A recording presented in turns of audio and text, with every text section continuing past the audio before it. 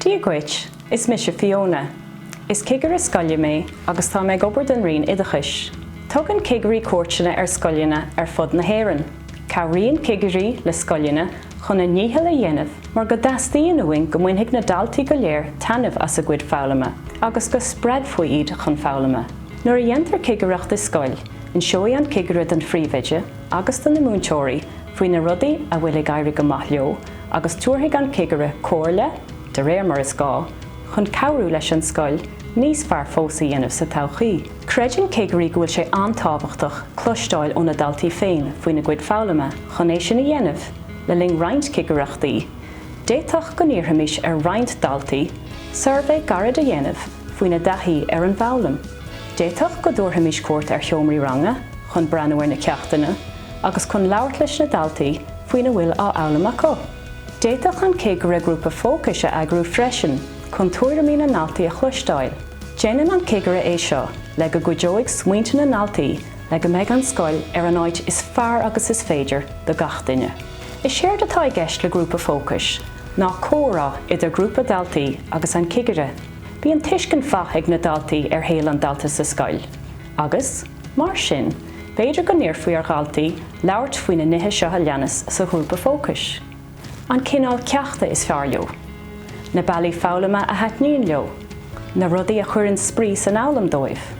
Céir de tharlaíonn má bhíonn deacracht acu rud éige na eolam.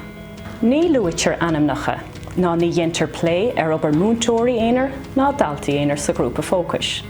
Agus ní bhíonn ort aon cheiste reagart mar a míon leat é. Le linn an grúpa Fócais, buailfidh an Cigireachta le thart ar 10 Daltaí. Is maithling bualadh le meascán maithpáistí ó ranggrúpaí agus ó chúlraí agsúla, agus le spéisianna agsúla. Cabhraíonn an phríomhaide leis na grúpaí Fócais a agrú, agus déitach sé é sin a dhéanamh roinnt bailí.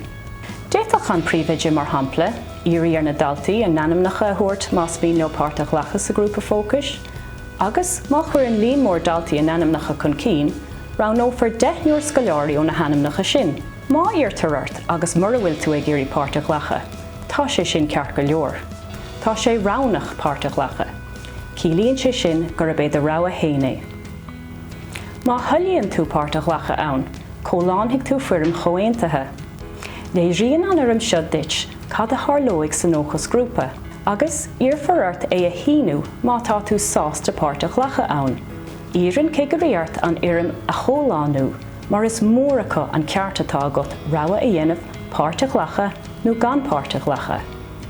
Iarfar ar de hisismóir nó cuéimhnóir fuirim choaontaithe a híniú freisin.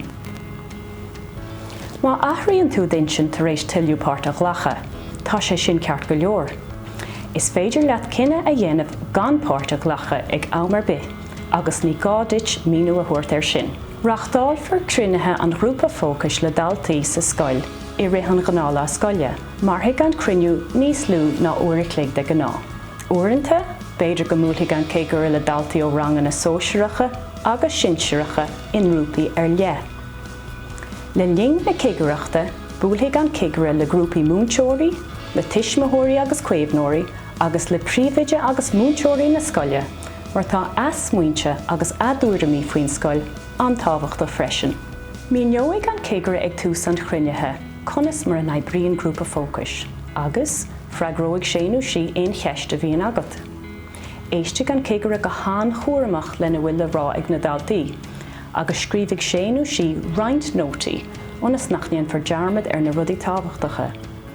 Ní scríbhigh an Cigireachta anam aon daltas na nótaí sin, ná cé a dúirt seo ná siúd.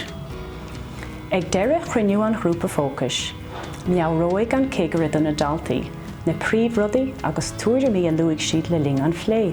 Níos déanaí roinfidh an Cigireachta na príomhsmaointe seo leis an scoil, ní luigh sé anamar bith le tuairimíochtaíoch.